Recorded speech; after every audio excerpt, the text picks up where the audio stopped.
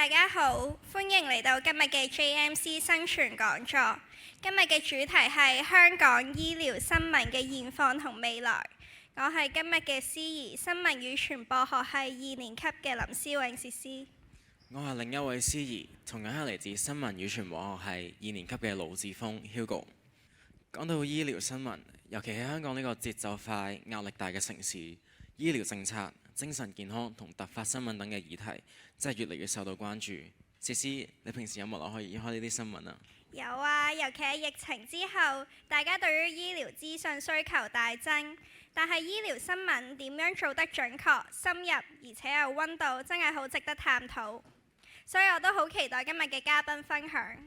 我哋好榮幸邀請到2位重量級嘅嘉賓。首先係吳以婷女士，佢係 Now TV 新聞及財經資訊副總裁，擁有超過30年嘅媒體工作經驗，曾經任職 TVB、ATV 同埋 Now 新聞台，由前線記者做到管理層，仲長期培育實習記者，將新聞理論轉化為實務嘅訓練下體系，推動咗傳媒行業嘅發展。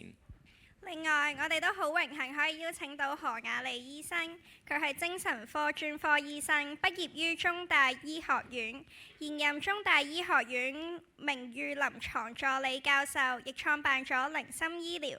佢仲喺香港電台精靈一點嘅節目主持人，致力推廣健康知識。真係好難得可以同時聽到媒體同醫學兩個角度嘅分享。咁而家我哋就有請吳以婷女士同何雅莉醫生上台。同時，我哋有請新傳系專業應用副教授蘇啟智老師上台，同我哋一齊分享香港醫療新聞嘅現況同未來。有請。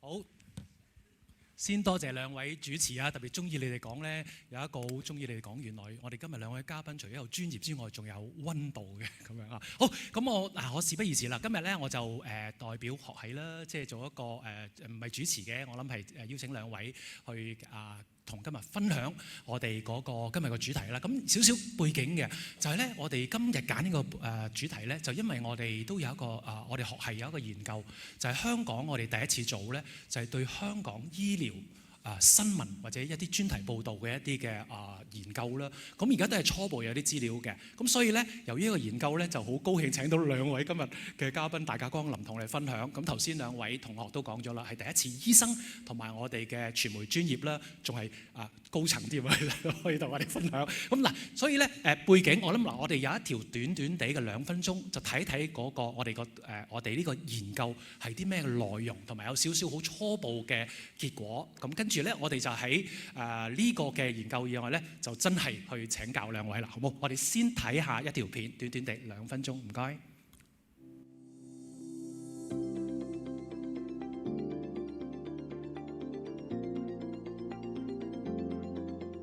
我覺得好重要嘅，因為咧可以俾大眾知多啲最新即係唔同嘅病有啲乜嘢啦，又或者佢點樣去預防啦，個治療方案會係點啦，希望大眾關注多啲。而家我諗大部分嘅人想攞醫療資訊都係 Google 嘅啫，即係都係上網嘅啫嚇。有時我哋要將一啲大家容易誤解或者上網見到嘅醫療未必係最正確嘅醫療資訊，就希望透過呢啲節目去帶出嚟咁樣咯。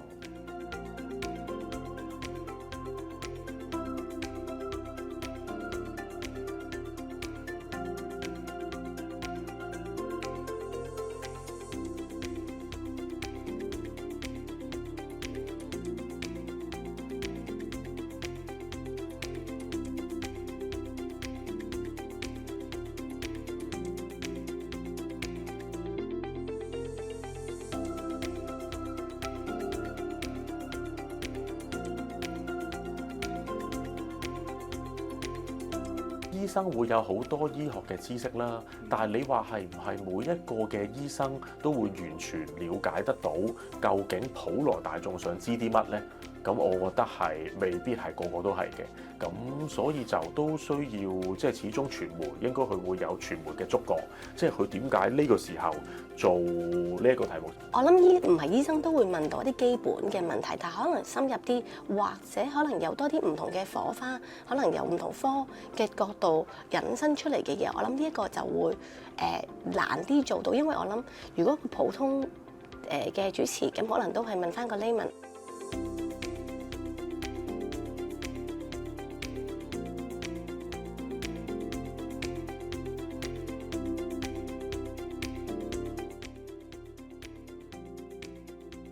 我會形容為雙刃劍，即係有專家嘅意見，我哋可以行少一啲冤枉路；亦有一啲議題，我哋下意識認為可能值得做，但係有時從醫學角度睇，真係未必咁樣嘅。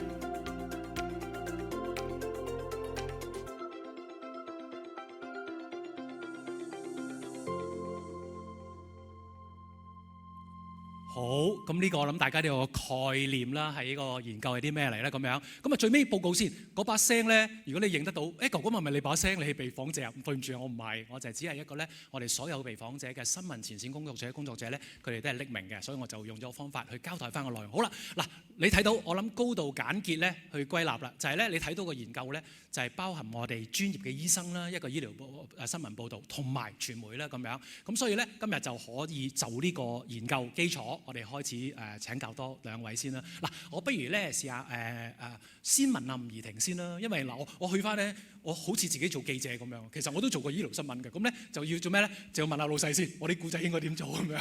咁跟住咧到咗喎，咁就要醫生可唔可以接受訪問啊？有啲嘢啱唔啱傾啊？我真係呢個真係自己都有經驗㗎啦。我先問吳怡婷先啦。嗱醫療報導呢類嘅報導，咁我哋呢個研究喺香港，我所知我哋睇過查過咧，我哋第一次學術機構香港嘅學術機構做嘅。咁但係成個醫療報導喺個傳媒專業裏邊個重要性喺邊度咧？先問下吳怡婷。咁其實即係我覺得即係好開心，樹仁大學會做呢個 survey 啦。咁因為我成日都同人哋講咧，即係醫療新聞咧係好高收視嘅。即係我可以舉例，譬如以前我喺 TVB 做嘅時候，我哋每逢星期一就會有個醫療嘅新聞咁樣啦。咁又或者我而家喺 Now TV 呢一度，咁我都會睇啲醫療新聞或者睇醫療節目咁樣。成日都有好多觀眾會 email 嚟啦，或者打電話嚟，會問你哋尋日報道咗啲乜乜乜啊？可唔可以了解多啲，或者聯絡嗰個醫生咁樣嘅？咁其實我先講我個 background 就係話我其實咧即係我出嚟跑嘅時候咧並唔係醫療 bit 嘅。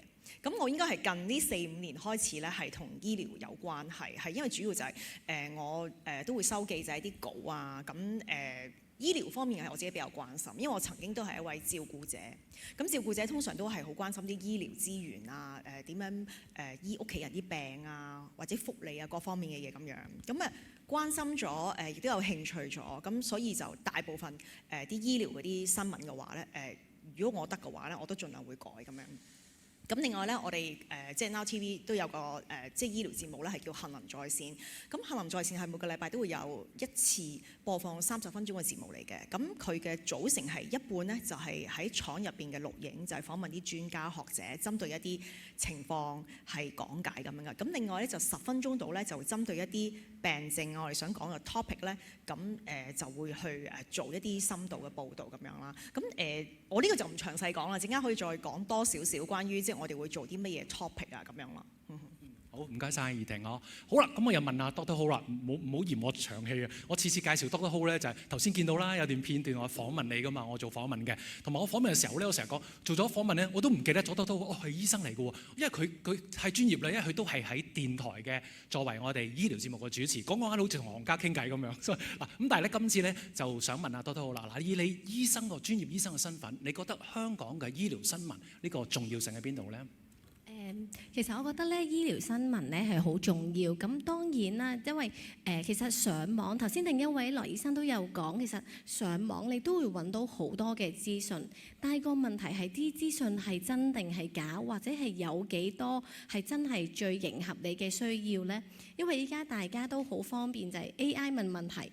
但我有時都發現，喂，我自己撳落去，我都覺得未必係啱晒。咁我哋就話有專業嘅知識啊，我會揾多啲嘅相關，譬如話一啲嘅文獻啊，或者真係一啲有權威性嘅網站或者一啲嘅文章去睇。咁但係普羅大眾有時想知多啲，咁就會變咗知一啲，唔係知得多。咁所以咧，我又會覺得其實醫療新聞好重要。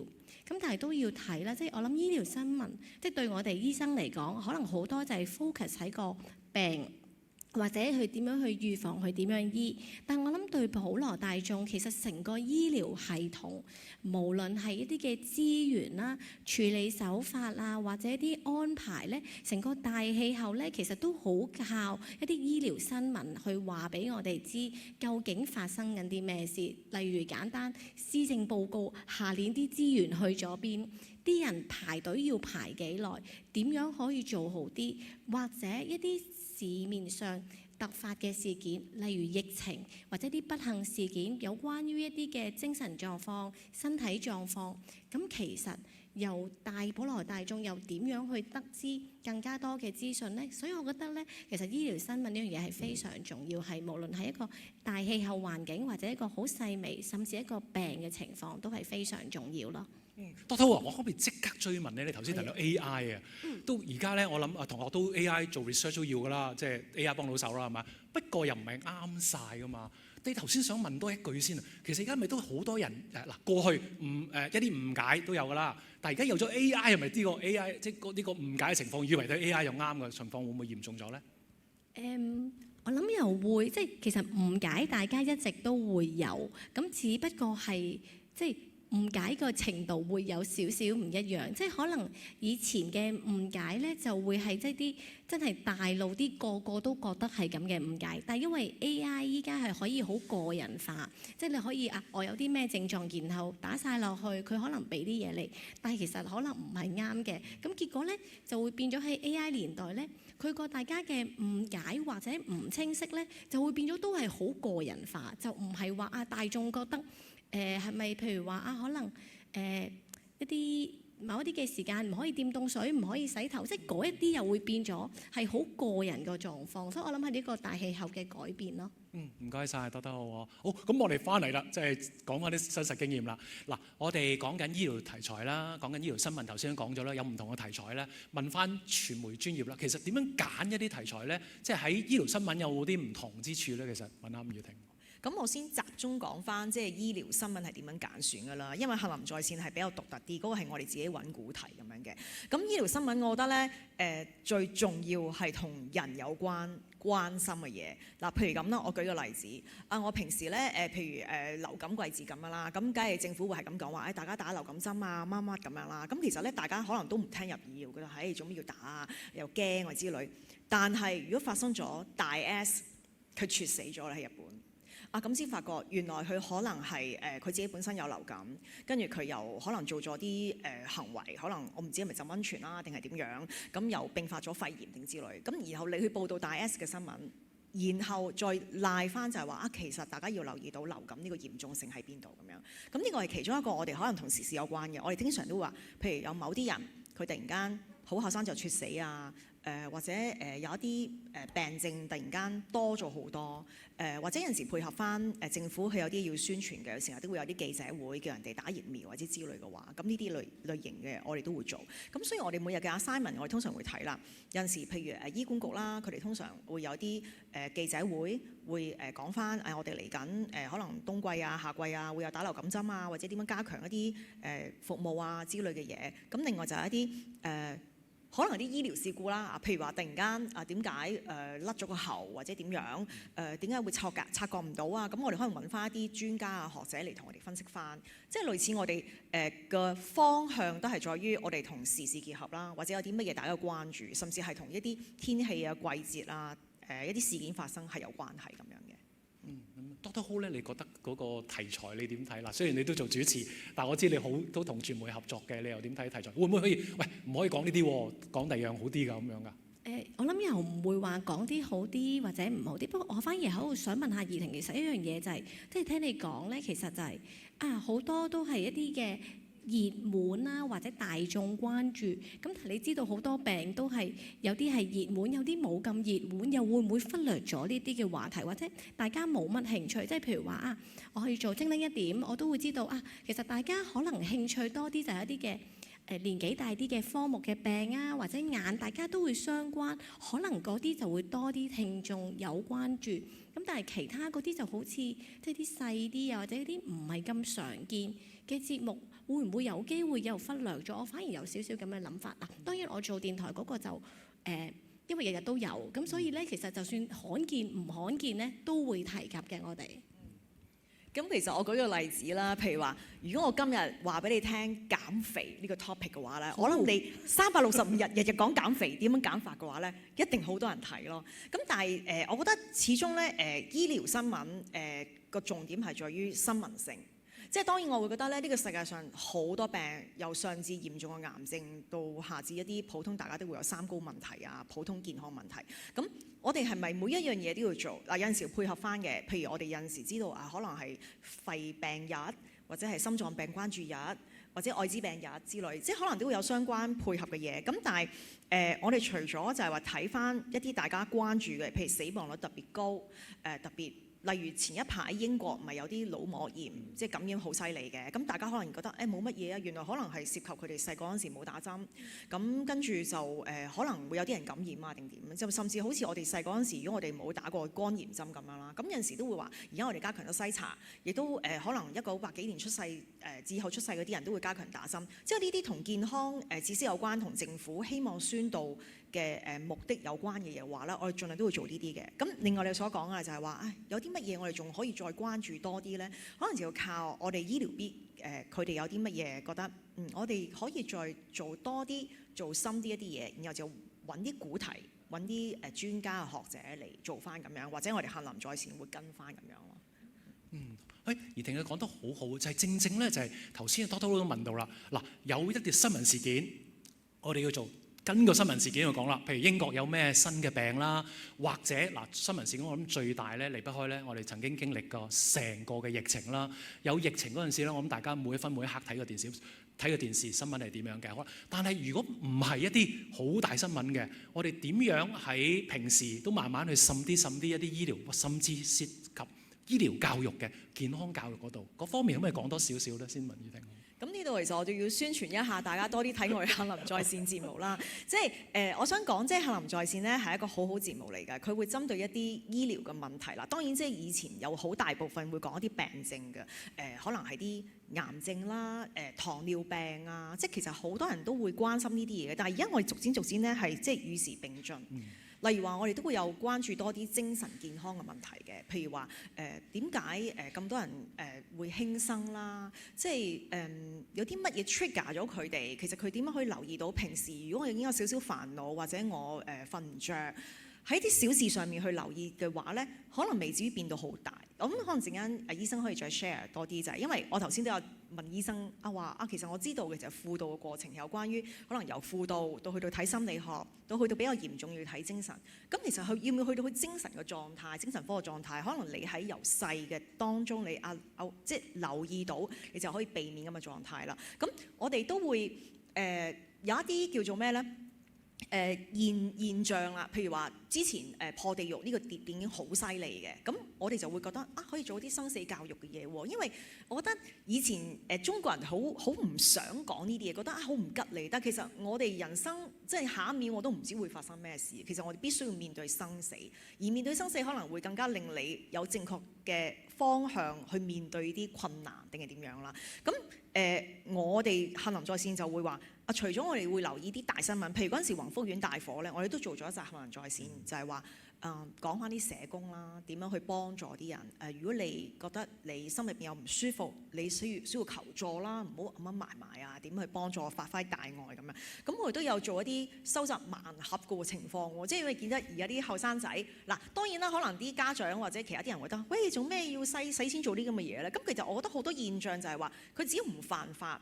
佢只要唔好誇張到哇，可能攞阿媽啊擺錢啊，或者使晒啲錢去做呢樣嘢，但其實佢有佢嘅原因嘅，即係你會分析背後一啲狀態咁樣啦。咁我都覺得即係好多譬如啲三高問題啦，好簡單嘅啫，就係話我血壓高或者我膽固醇高位點嘅話，咁當然留意啦。但係如果我淨係膽固醇高，我血壓同血糖唔高，咁點咧？我係咪冇嘢咧？即係我覺得好細微嘅當中，亦都可以再做深啲，俾人知道。我係可以點樣去了解我嘅身體，去點樣去做一啲健康嘅嘢，令到我自己係活得更加好咁樣咯。怡婷好喎，因為都聽到啦，即係其實咧有新聞事件，又可以按個新聞事件再做，但係你冇新聞事件咧，你頭先講咗啦，好多可以慢慢我哋叫細水長流咁樣慢慢去介紹俾觀眾聽嘅。咁嗱呢度要交代下先，因為怡婷講咧頭先講個電視節目啦，嗱電視嘅節目咁提下，多都講過係個電台節目啦，我就想即係試下兩個唔同嘅傳媒個形式同個題材有冇啲關係同埋有分別咧？嗱，譬如電視好簡單，一講大家明啦，電視要畫面嘅。電台又唔使，不過電台而家唔係，電台都有時都要畫面嘅。而家我哋 multimedia 咁，嗱先講咁先啦。所以問翻多好啦，頭先講緊係一啲我哋叫細水長流啲教育嘅一啲嘅新聞、醫療新聞，譬如頭先講宏福苑出咗事之後咧，大眾嘅精神嗰個心理狀態，我諗啊多好會好明講。嗱嗰啲喺個電台節目會唔會又扮演另一個角色可以做到咧？唔一定能宏福苑有其他都可以㗎。我諗就電台同電視就會有少少分別啦，因為有陣時你唔會由朝到晚可以對住部電視，尤其可能你翻緊工做緊嘢嘅時候啊，可能司機可能都會聽到，但係可能其實佢都需要支援。咁我諗係一個唔同嘅渠道去分享翻，或者係點樣喺大氣電波裏面令到大家都其實發現佢唔係自己一個，因為都係想好相信先怡婷講喺人嗰度出發，其實做任何新聞又好，都係想幫個人、幫個社會咯。咁其實係只不過唔同嘅角度去分享翻，究竟無論宏福苑又好，其他一啲嘅身體疾病又好，因為其實我都想補充多少少怡婷頭先所講就係唔係淨係你有病先會關注，其實我哋係想希望預防，或者你點樣即係嗱醫療新聞當然你希望係有事嘅時候你就去處理去面對，但係其實最根本係想做嘅嘢係會唔會可以預防得到？即係譬如頭先所講打針又好，注重個人衛生一啲嘅好嘅生活習慣，其實我反而係呢一樣嘢係可以幫到成個社會個健康。咁我覺得呢個係其中一個醫療新聞嘅重要性，唔係淨係有嘢發生你先去處理，其實你冇嘢發生你都可以去預防，或者可唔可以做多少少？唔係淨係幫自己，亦都可以幫你身邊嘅人呢。我覺得呢個係非常重要嘅。唔該晒，得好。咁怡婷你我頭先提到電視啊，你覺得電視嗰個模式嘅醫療新聞有冇啲特定嘅要求咧？嗱，譬如我哋都訪問嘅時候，我都問過，會唔會要畫面先做到啊？或者要有個案，即係有病者為例咁先做到咧？還是唔係咁窄嘅條路？即係大家如果睇到啲醫療新聞嘅話咧，特別係啲 feature 啦，即係通常咧我 prefer 係有 case 嘅。點解咧？如果今日我冇 case， 我純粹揾一個醫生、揾個學者去講下現象定點嘅話咧，佢嘅說服力係冇咁大。即係有陣時始終要有呢啲咁嘅誘因，先令到佢關心呢件事咁樣啦。咁另外就係我覺得畫面當然都重要嘅。嗱有陣時有啲尷尬問題就係話開記者會咁樣啦，咁通常咧可能佢哋會安排啲 case，咁然後就講翻我以前點點，我以前點點點。咁其實如果你冇畫面冇成，純粹佢講嘅話咧，咁嗰個觀眾睇嗰個興趣咧係會再少啲嘅。不過有陣時我哋都會有啲方法嚟 pack 啦，即係譬如話你有冇以前啲片啊、以前啲相啊定點可以講翻。咁另外就係話如果涉及啲比較複雜嘅一啲醫療知識。真係冇畫面，我冇可能睇住佢點樣開刀啊，或者做啲咩嘅。咁電視就可以用一啲graphic 啦，去做一啲 animation 咁樣去令到去了解件事。咁嘅重點就在於就話，我哋電視新聞都係好靠包裝。即係今日如果我講緊一樣嘢，譬如Doctor Ho佢訪問一個人定點嘅話，佢嘅心路歷程定點講得好好點樣，佢講半個鐘一個鐘都 OK， 因為觀眾係聽或者甚至佢有興趣咁樣去睇啦。咁但係如果我哋想 pack 得好嘅話咧，我哋第一就係話個畫面要點樣處理啦，要點樣開頭啦，然後個包裝個 flow 要點樣行啦。譬如話我係 case 行先定係嗰個學者行先咧，定點樣？即係呢啲嘢我諗都要根據嗰個嘅 topic 咧，要做啲唔同嘅處理咁樣。唔該晒，怡婷好嗱，跟住咧，另外容許我化身做，而家冇做記者，但係我做記者嗰陣時做醫療新聞啊。我記得咧香港我哋啱啱對唔住有疫情啦出現過啦，再之前都有嘅。我記得嗰陣時我仲係做記者，咁我做嗰個疫情新聞咧，我都做啊，因為老闆要做啊嘛，老細要做可以做㗎啦，要出街㗎嘛。但係做嘅時候好多嘢都唔係好識嘅。我係要做到完咗疫情新聞咧，政府會搞啲 course 俾記者去上啊，就學習傳染病用咩？即係學習傳染病個追蹤，睇下係咪有個案，邊個可以喺最早去剪咗嗰個傳染嗰條線。即係同而家我諗疫情大家會明白多啲啦。嗱，我想講咩咧？我嗰陣時做記者，我走去揾個醫生。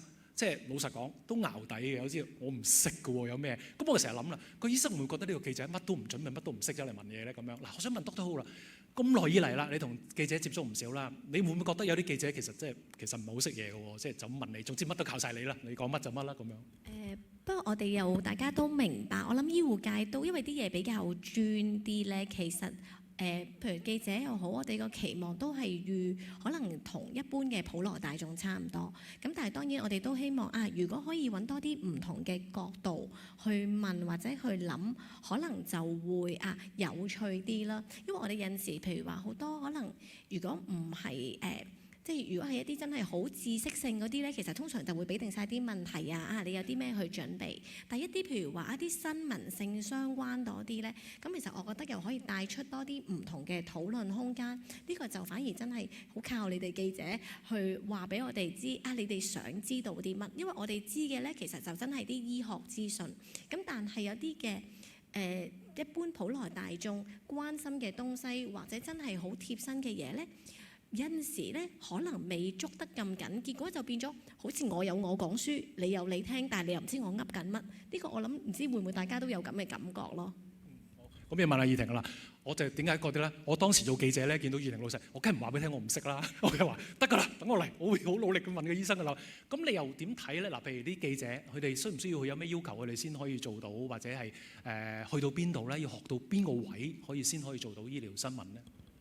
其實即係如果有上我堂嘅同學咧，都會知道咧，我通常有一部分咧，我會先介紹咧，即係做記者係乜嘢嚟嘅。即係其實記者咧，其實有少少似百科全書。即係我咧，其實乜嘢都會識，但其實我乜都淨係識少少咁樣啦。咁我會覺得咧，我哋有分 bit 嘅，即係譬如話醫療係其中一個 bit 啦。咁當然我哋 suppose 係話你可能對啲醫療知識係有basic 嘅概念，或者你自己好有興趣想做嗰樣嘢。咁通常我哋會派assignment 俾佢嘅時候咧，我覺得最基本嘅就係話，第一你要做功課。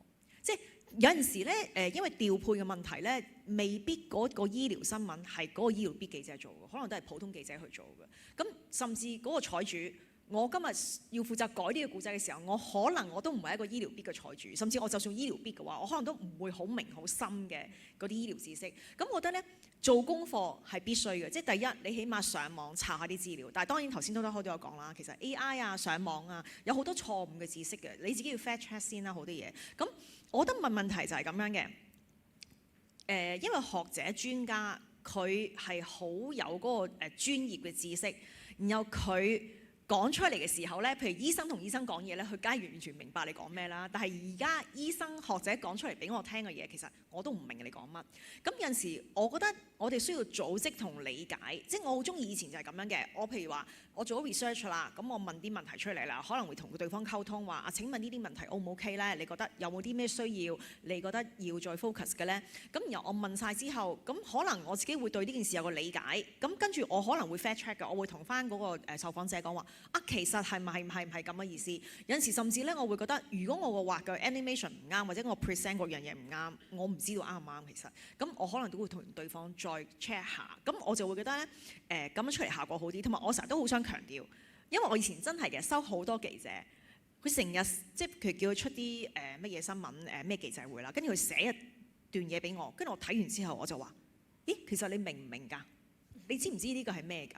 跟住佢係完全話我唔知，我抄新聞稿。我話其實講真啦，我其實睇唔明啊。咁所以如果有一樣嘢連你自己都唔明嘅，你照個新聞稿抄完出嚟之後，然後你俾我睇，咁我照播出街，大家都唔明嘅，其實個意義喺邊度？咁所以我成日都同啲記者咁樣講咯，係啊。好多謝儀婷啊！我唔話俾你聽我係邊隻記者，即係俾你聽我講。Edgar 你明唔明啊？咁啊明。好嗱，去翻呢度啦。頭先我即係開始，我哋開始講緊我哋點揀個題目，點去運作咁啊。多多你有冇嗱？我直接啲問啦。咁嗱，雖然啊儀婷都即係一啲傳媒佢嘅手下啦，或者有啲記者做呢樣嘢，有冇試過係真係嗱？唔一定係而家嗰個香港電台嘅，好多人訪問你噶嘛，唔係淨係一個電台噶嘛。有啲記者真係完全唔知嘅。即係同埋講你係完全相反嘅，好似你頭先講，有啲誤解就當係新聞去揾你，有冇啲咩經驗同我哋分享下？有嘅，間唔中有啲嘅，譬如話做精神科啦，啲精神健康嘅話題，有啲可能係一啲可能我有啲誤解嘅位咧，咁我哋都會通常解釋翻。咁對我自己嚟講咧，通常我希望即係都會問清楚你明唔明我哋講緊啲乜嘢啊？或者你有冇啲咩唔理解？同埋即係最後可能都會有啲嘅稿啊，或者跟翻我哋 check 咧，我哋都會睇翻其實嗰個位點樣可以做翻好少少。因為即係雖然可以大家都做咗好多嘅準備功夫啦，即係可能做晒功課問晒了解多啲，但係有啲嘅細嘅位，有啲容易誤解嘅位，真係有機會可能其實個醫生講嘅嘢唔係嗰一隻嘅意思，即係最常見就係可能嗰個人有啲乜嘢嘅機會容易患多啲病，但可能就會誤解咗幾多倍啊，或者係點樣嗰個比例啊，啲數字嘅嘢啊，或者啲概念上嘅嘢都有可能會有啲嘅唔一樣嘅意思啦。咁所以我哋都會去睇清楚究竟發生緊啲咩事。咁我諗反而最重要就係個溝通咯。即係如果你有啲乜嘢唔明咧，其實我哋覺得係冇所謂，你問就得㗎啦。最緊要你明，你先可以寫到啲嘢俾人哋明到睇到，先可以傳遞咗個信息出去咯。多好啊！我想即刻問埋啦。嗱，你頭先個經驗，因為你都答咗啦，你即時可以更正佢一啲嘅誤解。咁你有冇留意坊間咧？有時如果冇咁嘅機會，有啲傳媒出嚟嘅報導，其實正正就係可能啲誤解都繼續存在，有當報導。因為我諗大家都同意，而家好多 social media 啦，唔係再係一啲少數嘅傳媒，好多人都可以有資訊可以發放㗎嘛。你有冇留意到都有啲咁嘅情況咧？如果真係正經嘅啲醫療報導咧，我諗大家都好緊密嘅，即係睇得好足，即係究竟即係事前有晒啲準備啊，啲問題啊，答啲乜嘢啊，會唔會有機會有啲出錯？我覺得有啲普通嘅醫療新聞係 OK 嘅，但係反而另外一樣嘢咧就係啲嘅依家好興嗰啲網媒啊，又或者一啲嘅 YouTuber 講嗰啲資訊咧，其實就會有一啲嘅位會有啲嘅爭議，即係可能有啲嘅話題，其實可能都會有啲其他嘅行家就會問我哋，你會唔會願意去有啲嘅意見講翻，其實係咪真係咁嘅意思，或者係咪可以咁嘅做法就可以做得到咧？咁呢啲位咧，我諗係會有少少爭議，但係爭議得嚟，大家願唔願意答出嚟去講人哋嘅可能未必咁理想嘅地方，我諗呢個就要去再睇咯。正就係呢度啦，我哋都喺度即刻交代翻咧。嗱，呢個研究咧，我哋都係訪問嘅對象咧，都係新聞部，即係嗰個部門屬於新聞部嘅一啲嘅無論係節目啦、online 啦、social media 啦，或者電台啦咁樣。咁但係如果大家有留意咧，其實而家我哋電視台又好、social media 又好，其實有關醫療嘅一啲嘅節目又好啦，或者一啲網紅或者講嘅嘢、自己嘢都好多㗎。點解咧？其實我自己大膽估原因就係因為醫療節目咧嗰個受眾好多好關心啊，即係頭先都講咗一啲有大新聞啊，大家睇有冇病啊咁樣，所以咧有個諗法要諗啦，就係我哋點樣去維係到 Doctor Ho 所講嘅呢啲嘅新聞資訊係準確，唔好誤導，因為醫療嘅新聞誤導係可以好多人信噶嘛。嗱，俾個例子，又記得。我哋嘅疫情期間，有人話俾你聽個口罩咧擺落微波爐叮一叮就消毒㗎啦，又有人信喎，即係呢個世界啊！即係呢個我諗充分解説。好啦，咁如果呢個咧想問翻儀婷啦，我哋真係好多㗎，包括電視台都好多節目咧，都唔係新聞部去做嘅，咁 social media 更多添啦。點樣先可以分到令到睇嘅時候有質素、正確嘅新聞資訊、醫療新聞資訊？我哋點樣去做咧？需唔需要有個方法咧？還是唔需要？大家百花齊放咧？嗱，我覺得咧，即係坦白講啦，因為即係醫療咧都係一個 commercial 嘅世界嚟嘅，即係其實佢背後有藥廠啦，或者有啲醫生啦，有啲組織啦，可能佢會 sell 佢嘅服務啊 ，sell 佢啲藥啊定點。咁當然即係佢出嚟講嗰樣嘢嘅話咧，我覺得大部分都係有根有據嘅，因為講真，一個藥廠如果 support 做一個節目嘅話，佢會話呢個藥咧其實而家有再新嘅啲藥係更加有效嘅。我相信即係佢 under 香港嘅一個規管嘅話咧，佢唔會亂講嘢咁樣啦。咁反而我覺得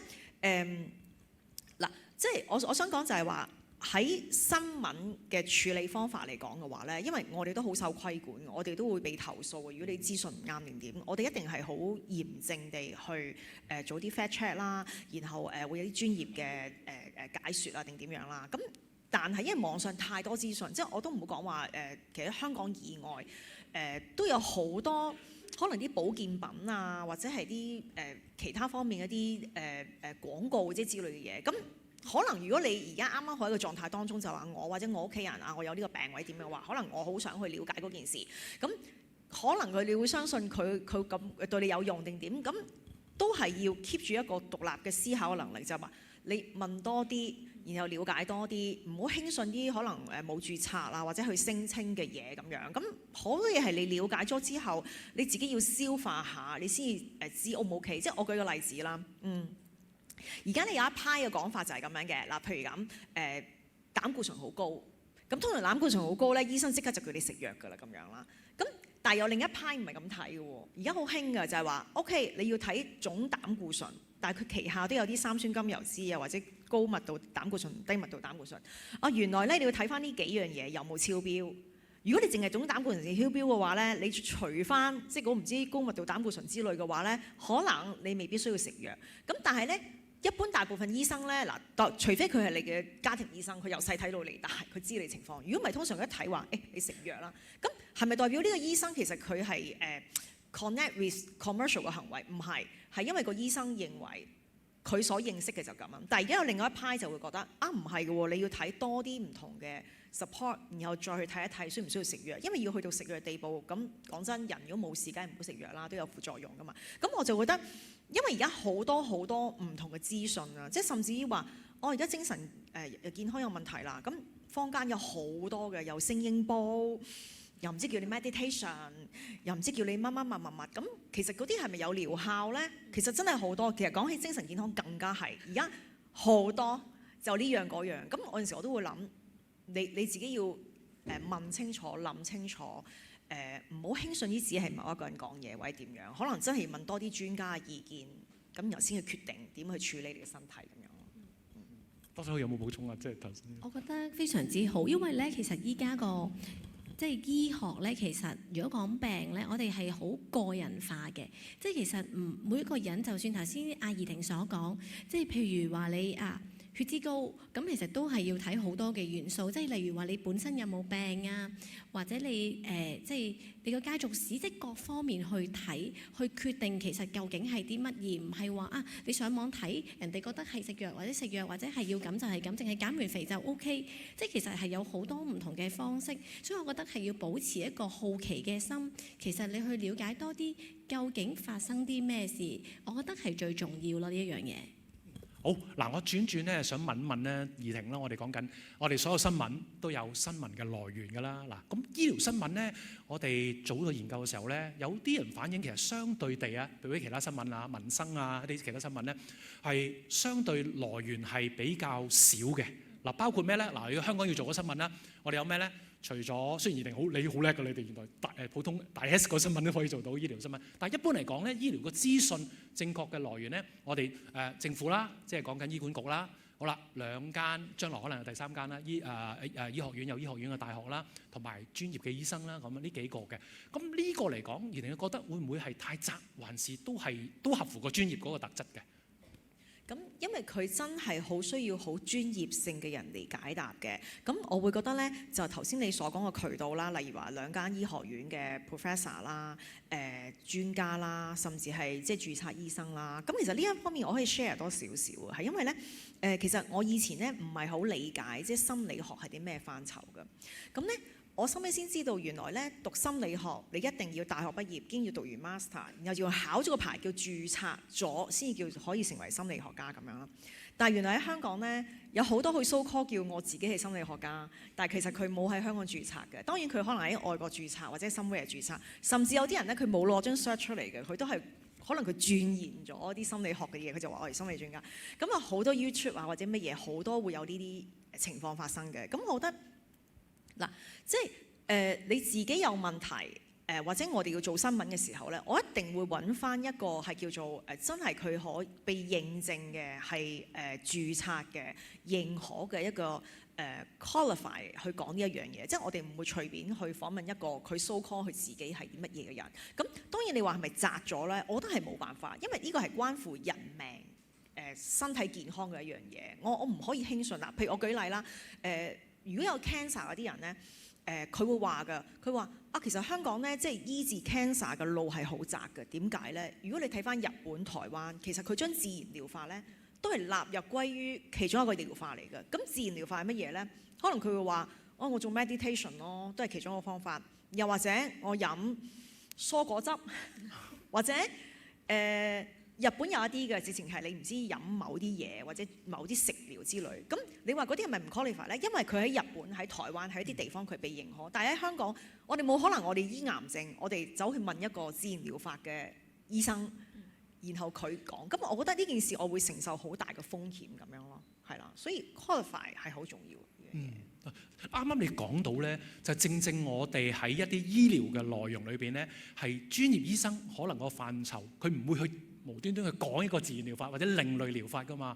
咁又想追問啊，怡婷，我哋傳媒有冇角色咧，可以將醫療嘅新聞嘅資訊拉闊佢，而唔係淨係頭先講幾個我哋喺政府啊或者大學裏邊嘅個醫療嗰個體制裏邊去做咧，其實。嗱，坦白講，因為醫療呢一樣嘢咧，受嘅規管咧係大啲嘅，即係你會見到，譬如醫生佢唔可以做廣告，又或者我哋喺新聞廣告嘅處理方面咧，我哋都唔會直接地去收一個叫做我講呢隻藥效好啊，或者呢個保健品好定之類。咁所以 under 香港嘅規管之下嘅話咧，我覺得嗱，當然即係我覺得知多啲係好嘅，但係問題我哋傳媒點樣去令到大家知多啲咧？我都係會有個我自我規範喺度嘅。譬如話我經歷嚟講，我認為自然療法係有用嘅，但係問題香港冇規管。OK， 唔緊要，我有另一種自然療法喎，中醫咯，係咪？中醫嘅針灸、中醫嘅藥效、中西醫合璧嘅療法，其實都係一個話俾人聽。even 香港其實都冇嗰啲唔知 meditation 啊，嗰啲乜乜乜之類嘅嘢。但係其實如果你有個好嚴重嘅病症嘅時候，你都可以尋求翻中醫嘅一個方法去治療好咁樣咯。多謝怡婷你提到嗱，因為咧你講嘅中醫咧，我哋稍後可能再為我哋再展望下我哋香港嘅醫療新聞嘅，因為中醫咧，我哋喺我哋少少嘅調查裏邊咧係好獨特嘅喎。香港嘅中醫你留意係譬如美國西方咧，佢唔會有一個好香港或者內地我哋嘅東方世界嘅中醫嗰個研究，我哋一陣先再提啦。咁啊頭先講過啦，啲自然療法或者另類療法嗱，點解咧我又去翻你成日扮記者嘅，我做記者嗰陣時咧係好多㗎，因為咧。當時咧嘅傳媒唔係好多，咁電視台一講咧，哇發達啦！有啲冇人幫襯嘅咧，如果電視台一肯報導咧，佢哋即係免費廣告啦咁樣。咁所以話飲雙氧水啊嘛，你見呢個啱啱我就係呢個嗱，有一個古仔係好啊，係雙氧水啊，有個機構咧，佢話俾你飲雙氧水可以治療㗎咁樣。咁嗱嗰陣時我覺得好難，因為嗰陣時都係即係初步去睇啦。因為點解咧？我哋成日都講，如果你要證明一個療法或者所有嘢都係，我哋而家就 fact check 啦。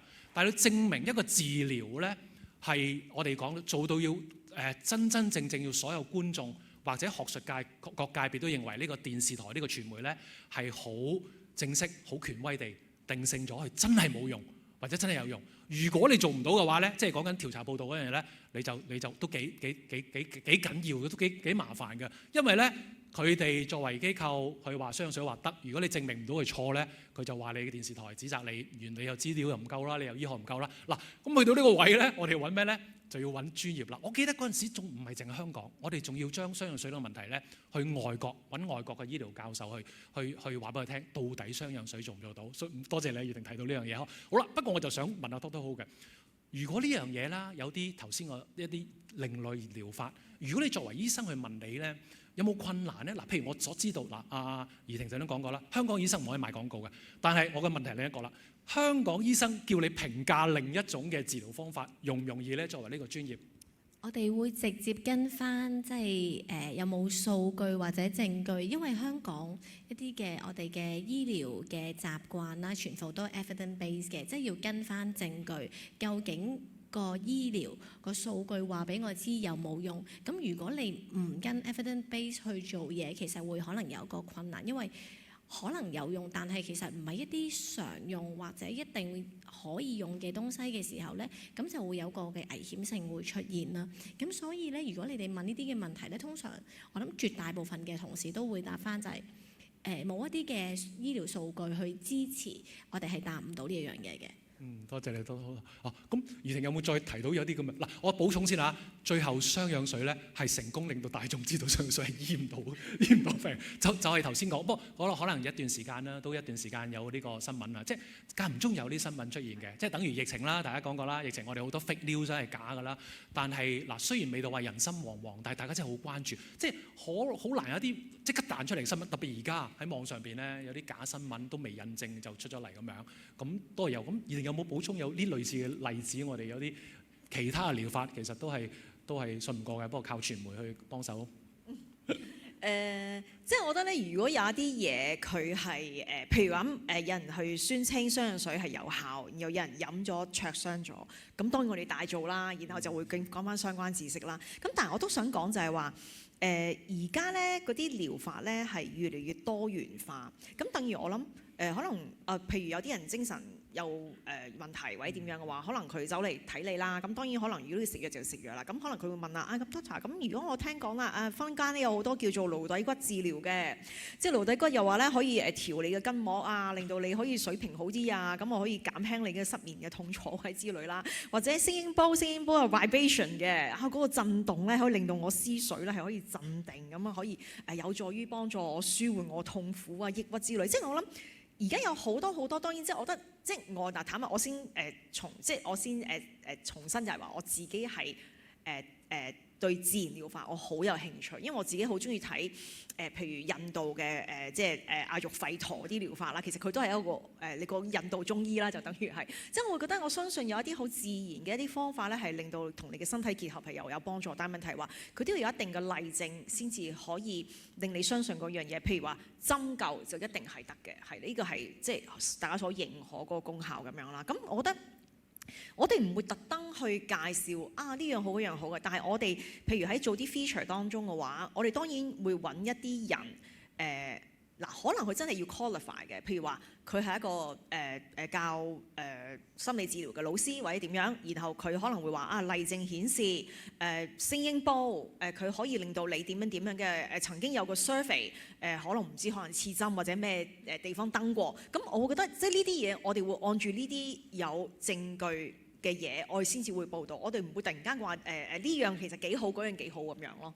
同埋另一樣我都想補充多少少，就係依家醫療發展好日新月異，其實你可能話佢冇用，但可能聽日出個 research， 咦可能有啲用喎。咁所以我諗呢樣嘢就會對你哋或者對我哋嚟講呢，其實係會有一啲嘅尷尬位會出現咗。你又唔夠膽講佢一定冇用，你點知佢聽日會唔會有個新嘅研究話可能有幫助呢？反而我覺得係保持一個開放嘅態度，即係有呢個 option， 但係冇特別嘅證據。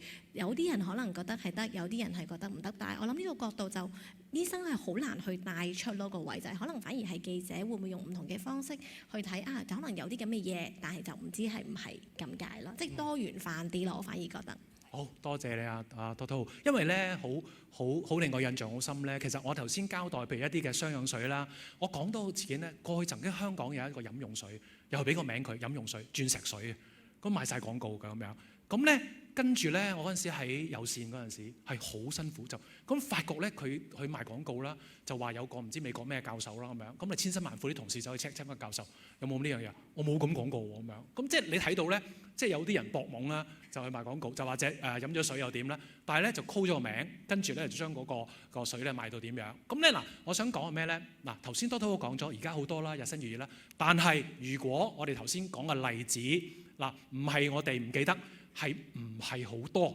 點解咧？每有一單咧，傳媒咧都窮追猛打，因為發覺有可疑去做呢樣嘢。咁包括傳媒嘅窮追猛打，加埋香港嘅專業醫生大家幫手咧。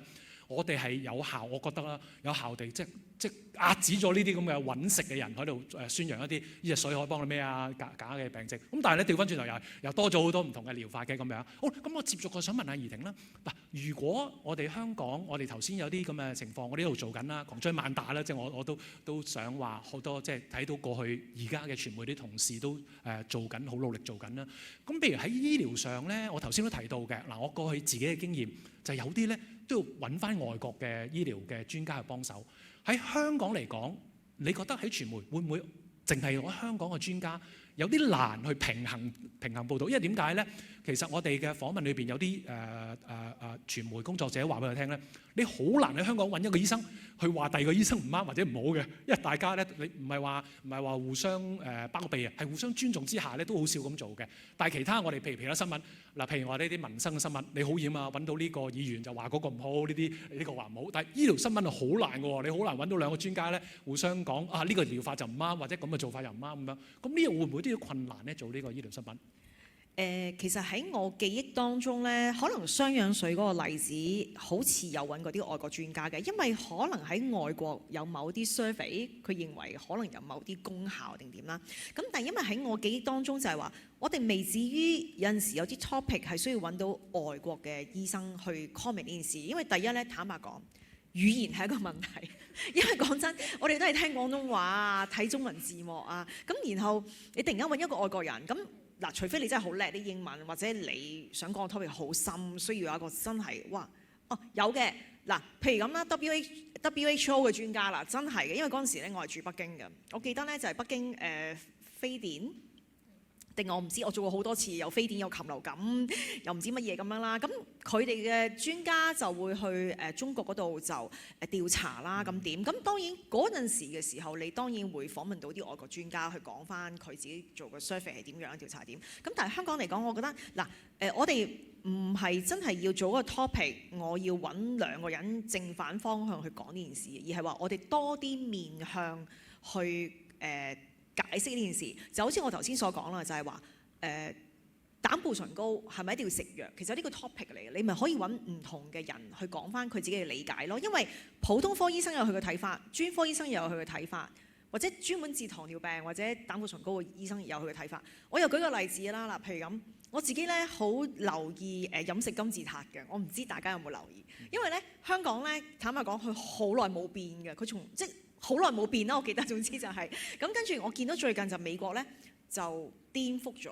佢出咗個新嘅金字塔。飲食金字塔係乜嘢咧？即係以前我哋認為要食最多嘅係可能澱粉質啊、碳水化合物之類啦。佢唔係啊，即係佢會覺得咧有啲嘢你唔好食精製嗰隻嘅碳水化合物或者係澱粉質，你可能食啲薯仔、番薯、粟米之類，你可以食多啲。但係佢唔 recommend 你食咁多嗰啲澱粉質精製嗰啲咁嘅嘢啦，然後佢就話啦，油應該要飲即係食多啲，因為咧好嘅油，即係咩叫好嘅油咧？佢可能會講話我唔知堅果油定係咩之類。咁其實咧，我就叫向林再善去做呢個 topic 啊，因為我覺得嗱，第一你呢個嘢係好多要探討嘅空間嘅，就係第一原來咧以前我哋係點解要食飯呢？係因為我哋農業社會啊嘛，咁我要好操勞啦，每日做幾下就好肚餓，於是我哋要食好多呢啲飯。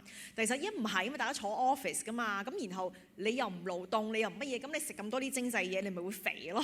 咁同埋呢個概念就係話，其實糖尿病肥嗰啲唔係真係淨係食甜嘢先會咁嘅，就係食碳水化合物。特別我都想講，你年紀有咁大嘅話咧，你就會知道啦。你嘅新陳代謝冇咁好，即係以前我可以食一碗飯冇嘢嘅，而家我食一碗飯，我可能就好快會好肥嘅。即係我覺得入邊有好多好探討嘅空間，咁然後就可以揾唔同人去講翻佢嘅見解咁樣咯。咁但係你話係咪要揾翻一個美國嘅人去 comment，因為好難。同埋咧，我又覺得我都會諗其實呢個係美國噶嘛，咁可能西方人更加啦，佢哋咁肥胖問題咁多，咁更加要 focus 呢啲嘢。咁係咪啱我哋香港或者中國人嘅社會咧？其實我覺得好多空間可以探討啦呢樣嘢。係，因為講緊就而家我哋個資訊世界真係好闊、好立體啊！即係嗰個情況好，咁多我又想問下咧，頭先阿怡婷都講咗啲經驗啊。你真係做節目咁耐咧，嗱睇下啦，有冇啲特別難忘嘅一啲題目，覺得咦好值得講，或者喂好鬼難講喎？呢樣點做啊？咁樣。其實就冇乜特別嘅，我覺得講相對地都 OK，因為如果譬如我自己去精靈一點做節目啦，其實我唔會做翻精神科相關嘅節目嘅，我只會係做其他病，咁因為都等大家可以有了解多啲，由唔同嘅角度去睇呢一樣嘢，同埋佢有互相相關嘅東西啦。咁因為譬如我做精神科，其實任何一種病都可以關我事，即係始終都有機會影響情緒啊，或者你壓力大，其實亦都可以引申唔同嘅問題。咁反而我哋就會用唔同嘅角度去睇，即係可能一般平時嘅會問啊，可能佢真係個病係點樣啊，啲案例係點樣啊，或者點樣去醫，點樣去處理。咁但係如果加埋我哋咧，就會可能有啲嘅唔同嘅角度啊，唔同嘅火花去了解多啲，或者點樣去睇呢一件事可以再立體啲咯。咁所以即係對我嚟講，有啲嘢可能我唔識問或者佢答唔到嘅，咁咪去點樣去幫佢去諗多啲，去講多啲，或者大家想知道多啲嘅嘢。不過對我嚟講，我覺得最難就係如果佢冇乜嘢講係難搞啲嘅，因為 hold 唔到個時間。好嗱，咁我哋知道啦，即係你原來多多好咧，你精神科咧就我唔講呢個，我就即係個主持新聞就講其他病，乜病都可以講咁樣，或者其他嗱，去到個題材嗰度咧喺呢度啦，我少少即係講緊題材嗱，喺個研究裏邊咧，我哋頭先講咗嘅幾種嘅，但係咧我哋睇到咧香港嘅醫療咧其實有幾類嘅，我哋頭先都提到啦，第一個好明顯病啦。有病啦，咩病啦？病嘅原因啦，點樣啦？係咪真係有對我哋嘅健康有點影響啦？要點好？第二樣點樣醫啦？醫療嘅方法啦。嗱，香港嘅醫療我諗咧，即係唔好睇小，大家喺香港可能冇特別嘅感覺得到。雖然都成日講香港嘅醫療嘅世界水平係唔高添嘅，其實。所以先講緊嘅，大家都好多人都要嚟香港學嘢啦。好啦，變咗話咧，嗱，病症就係一種題材啦，點樣醫係一個題材啦，而兩者都好多可以機會拍到嘅。譬如我哋而家兩間醫學院裏邊嘅一啲新嘅好新嘅醫療機器、醫療技術啦咁樣。好啦，第三個咧就係一啲嘅政策啦，同埋頭先儀婷都提到嘅，就係咧傳媒咧可以再做多啲咧，就唔係淨係醫病同埋點醫。或者病係講緊推廣一啲嘅一啲健康嘅一啲嘅知識啦咁樣。特別我自己少報告，我做咗幫手同個同事做個有個醫療節目係做咩咧？器官捐贈。咁器官捐贈咧就技術上就拍，如果我哋要移植嗰個肝臟、腎臟個手術係點㗎？我哋真係拍過，其實好血腥，但係覺得嗰啲係一個客觀嘅技術嚟嘅。但係我發覺咧，做記者可以做多樣嘢，我推廣緊大家。原來你捐贈一個器官係當然你係即係離開或者屋企人咧，係幫到好多人㗎。咁呢個咧，我發覺咧係唔係醫生喎？醫生就可以做手術啦。我發覺我哋做傳媒咧，可以喺香港就推廣呢樣嘢。起碼我為例咧，我做個節目之後咧，我即刻填張卡，我自願捐贈器官，即係呢樣嘢。我同埋見到所有人咧，包括呢度啦，大家都可以即係去填嗰張卡。填咗卡係咩咧？即係大家當然你嘅生命之後仲可以留翻好多人咁樣。咁嗰啲例子去翻儀婷講咧個案啦，我哋訪問一啲咧得到器官捐贈之後重生有一個延續生命咁樣嘅。咁變咗我就想講咧呢方面啦，喺先問儀婷先咧，你都講咗啲㗎啦。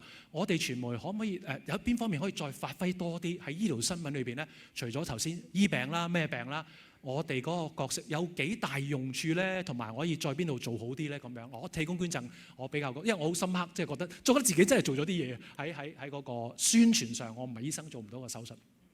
即係我覺得咧，無論係做新聞定係做專題咧，其實我都係同記者講一個理念嘅啫，就係人。即係話我今日如果我有健康嘅身體，我屋企人係健康，我就會生活得開心。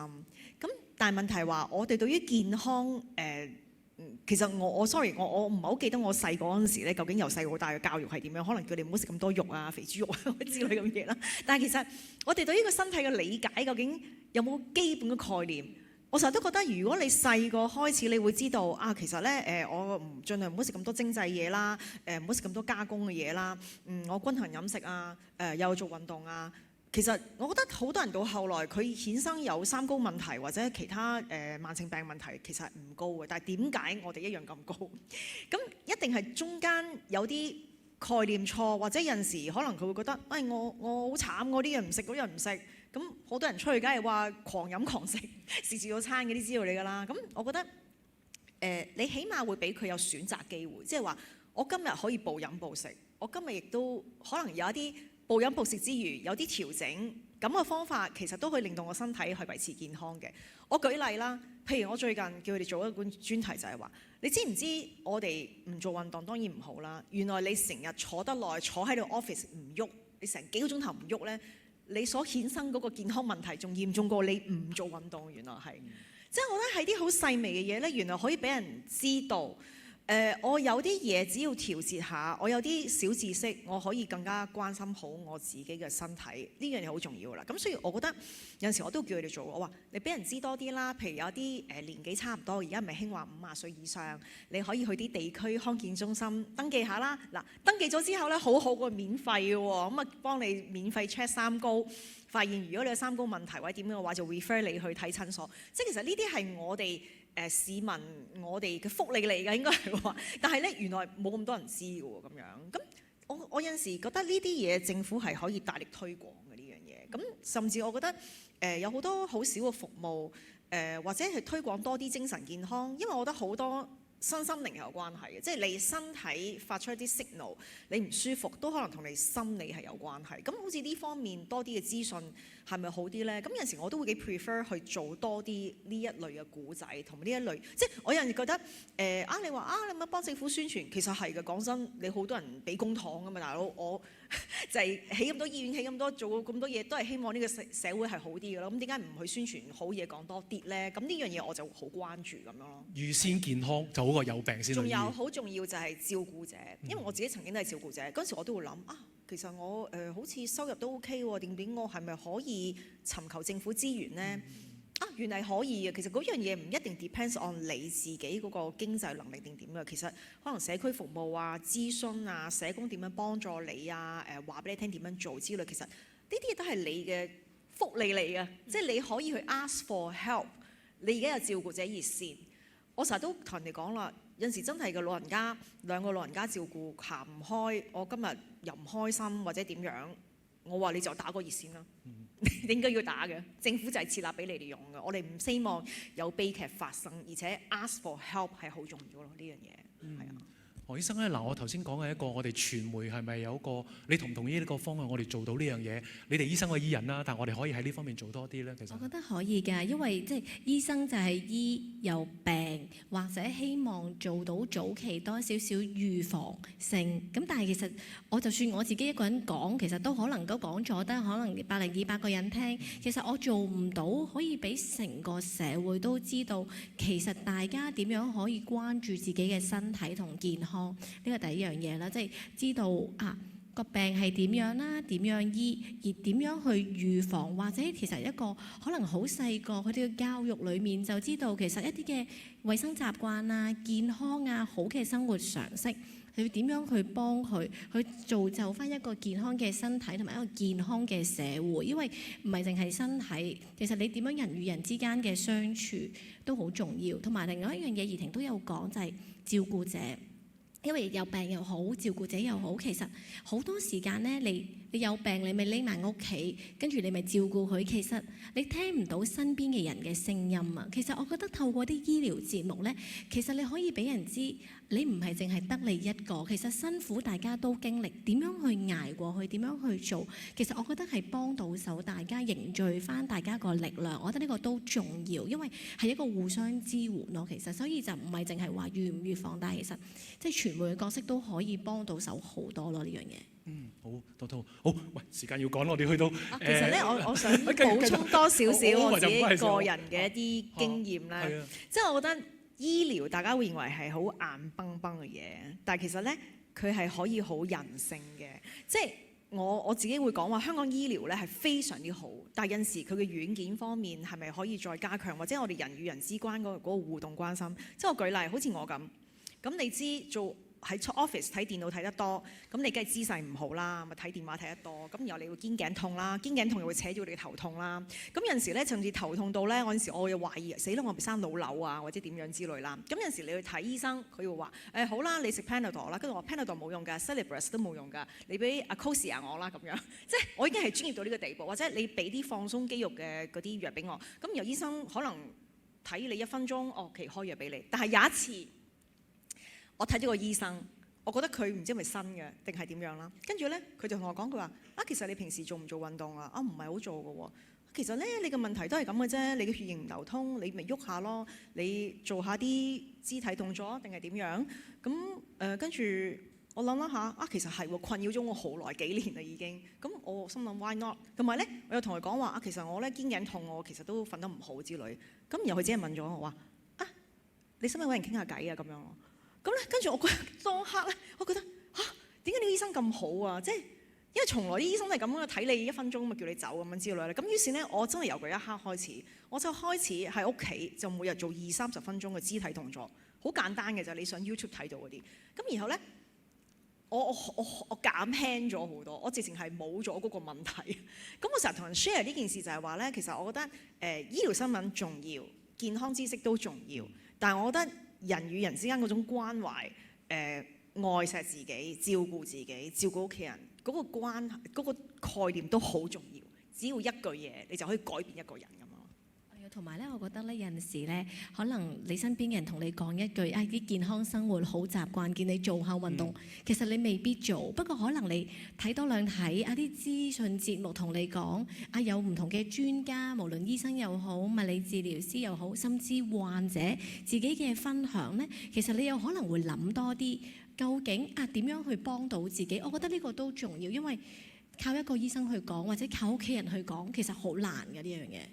好嗱，咁我哋去未來嗰個部分啦，係嘛？我哋講緊大家聽咁耐咧，我諗好快歸納咧就係香港醫療新聞又好，或者我有理由相信其他地方咧醫療新聞咧呢類呢個模式咧會一路繼續嘅。咁嗱，以香港為例咧，我哋訪問到嘅人咧，佢發覺過去可能有啲唔同嘅新聞類型啦，有啲係少做咗，有啲就唔做。但係醫療咧係乜一路都冇斷過喎，包括電視啦、online 而家更多添啦。頭先講過 radio 都係咁做緊。咁另外啦，香港好特別嘅頭先講過，我哋唔止2間，嚟緊會第3間醫療嘅大學。醫療大學醫學院咧有咩特別咧？佢多咗好多醫療知識上嘅喺香港嘅研究啦、研發啦，甚至啲新嘅技術咁樣。咁即係換句話講咧，嚟緊咧醫療新聞咧裏邊咧都係一路存在，要繼續噶啦。嗱，包括你哋雖然你哋後生，我諗咧大家有冇留意咧？呢個保險廣告啊，叫你哋早啲買保險。佢 sell 咩啊？佢唔會你咩年紀啊？佢可以同你講，喂，驚住有咩病我哋要俾錢喎咁樣。我諗大家都俾人 sell 過都有咁嘅經驗噶啦。即係個 target 去到你嗰度啊，即係已經係所有都係㗎。好啦，睇緊啦，問兩位啦。嚟緊未來我哋香港嘅醫療新聞有咩方法可以做好啲，或者有乜方向去做咧？嗱，譬如頭先講過中藥都係我哋好特別嘅一方面啦，或者其他類型先啦咁樣。思文啊，怡婷咧，你覺得？即係我覺得按照而家咁樣嘅情況，一來我都要講咧，就係話人手冇乜人入行做傳媒咧係一個問題，而冇乜人。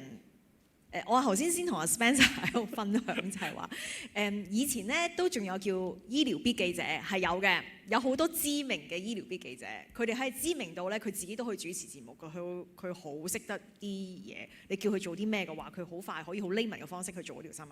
但係咧，而家有一批嘅醫療記者咧，全部俾人挖走晒啦，一係就做醫管局啦，一係做藥廠啦，一係就啲醫療機構啦，有啲係做 KOL 啦，有啲去做癌症資訊網啊 whatever 嗰啲。網上啊好多前醫療記者啊。有一次我因為請醫療記者，咁我就問嗰個醫療必記者啦，我話喂，因為佢做藥廠做啊嘛，我話喂，你有冇啲人介紹俾我？佢話而家係一個醫療必記者都冇嘅呢個世界上咁樣啦。咁我覺得係好難嗱。第一就係話要人入行做電視記者已經係難啦。第二就係話你係有心機去做醫療必記者喎，因為醫療必記者咧，我希望即係我對佢嘅期望啦，應該係話你係俾人哋多一份你自己對呢件事嘅使命感。我覺得係造福人類。我成日都同我啲幸臨在線記者話：你造福人類嘅，知唔知啊？因為只要有人睇咗你嘅節目，佢改變咗佢自己，呢個就係啦。咁我覺得我而家唔會奢求話我係咪要訓練好多醫療必記者定點樣？但係我覺得訓練一個專業嘅記者，其實佢可以做任何唔同嘅 topic。呢個都係重要嘅。咁我都要宣傳一下啦。醫療必係大有可為嘅。頭先同 Spencer 講話，其實好多俾人挖走，即係做啲好重要嘅工作，人工好高啊，即係藥廠咩都搶咁樣嘅。咁但係當然你自己要有興趣，因為真係嘅會俾人鬧嘅，即係譬如話真係翻嚟我哋寫乜鬼，全唔知乜鬼嘅咁樣會鬧嘅。咁但係對你嘅幫助好多，你會更加了解你嘅身體，更加了解健康，幫助你自己，幫助屋企人咁樣咯。覺得好點睇我哋未來？我覺得頭先阿怡婷講得好好，就係多啲即係相關嘅專業嘅訓練啦，即係一個記者嚟講可以學多啲，同埋即係深入了解多啲，揾到自己嘅興趣啦。咁另外一樣嘢咧，我都好想咧，如果佢即係你哋嘅傳媒行業咧，即係可以發掘多啲唔同嘅角度去處理一啲嘅醫療新聞啦，或者一啲嘅點樣去融合翻講嗰個狀況，因為依家好多其實就係嗰個病去講，即係 focus 喺嗰樣嘢。但係其實實際上人與人之間，或者而家個世代係咪淨係嗰一種病，定係成個系統，定係點樣呢？其實我又覺得可以諗多啲、諗闊啲唔同類型嘅題材啦，或者去處理嘅角度，我覺得都重要嘅。好同意，因為多多你都講咧，頭先最初嗰陣時都提過 AI 啊。但係如果大家如果有留意嘅話，喺醫學上、醫療上咧 ，AI 嘅衝擊亦都殺到埋身啦。包括而家大家知道醫管局所有嘅病歷咧係先用 AI 寫噶嘛，不過就要求醫生最尾要審批。我冇理解錯，即係呢類嘅。咁我哋將來咧有一個範疇咧，可能就係啲新嘅技術。嗱，包括好多咧真係雖然你做主持唔講精神病，我想問啦，而家係好多 AI 同嗰個精神病都有關。我哋講緊將來 AI 可唔可以代替作為一個心理學嘅治療咧？咁樣同佢傾偈咁樣呢類咧咁樣，咁嗰個範疇係其中一個，或者問多少少多多你點睇啫？呢個 AI 或者嗰個科技同我哋而家。其實咧AI 咧係好常用，我諗大家都可能有陣時夜半深無聊嘅時候都會同 AI 傾下偈。其實我好多 case 就係夜晚揾唔到電話、揾唔到人傾偈咧，就會揾 AI 可能傾3-4個鐘。你話有冇用咧？我覺得好睇嘅，因為如果你話用得好嘅、問得好，可能真係俾到一啲嘅方法去令你點樣去放鬆，例如深呼吸又好啊，揾人傾下偈，做下運動。但係因為有陣時 AI 係你俾啲乜嘢知識佢，佢就俾翻啲咩你。當你諗法好負面嘅時候咧，咁可能就有啲唔係咁理想嘅資訊就會出咗嚟咧。咁當你好投入去傾，而你所有嘢都覺得係嘅時候咧，其實我哋會覺得有危險嘅。咁所以我覺得呢一個係兩方面都要留意翻。AI 可以幫到手，有佢嘅好處，亦都要有佢要注意嘅地方。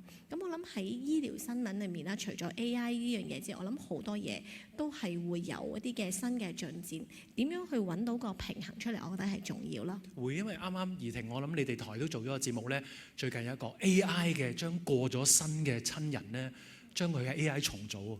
咁呢個至於我上堂都有講，韓國電視台係將一個媽媽個女走咗，跟住將佢重整喺一個虛擬世界，跟住我媽個心理上咧代入咗個女真係未死。咁呢個好大嘅一個倫理問題，將來咁啱啱都睇到，我哋有啲傳媒都去關注呢樣嘢。咁呢樣嘢其中一個例子就係將來我可能要同醫生嘅專業合作，但係我哋就喺社會上，我哋點樣去應付呢啲嘅衝擊、新嘅倫理關係咁樣咧？好，最後仲有冇其他補充？兩位，我哋講緊未來有建議。其實咧，我係準備咗一個做結語嘅一個故事。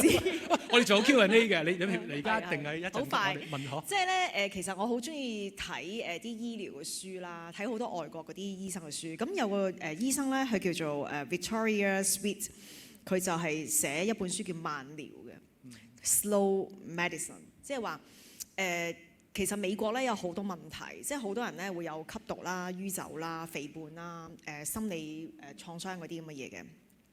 但係咧，即係我哋醫療咧已經係犀利到個地步，就係話啊，你邊度唔舒服啊 check 你嘅心咯 check 你嘅肺咯 check 你呢度嗰度咯。咁咧佢嘅概念就係話，佢喺醫院入邊咧，佢發現有好多好奇怪嘅奇難雜症。咁但係佢每一次揾呢個去 check 嗰度 check， 其實 check 唔到任何問題。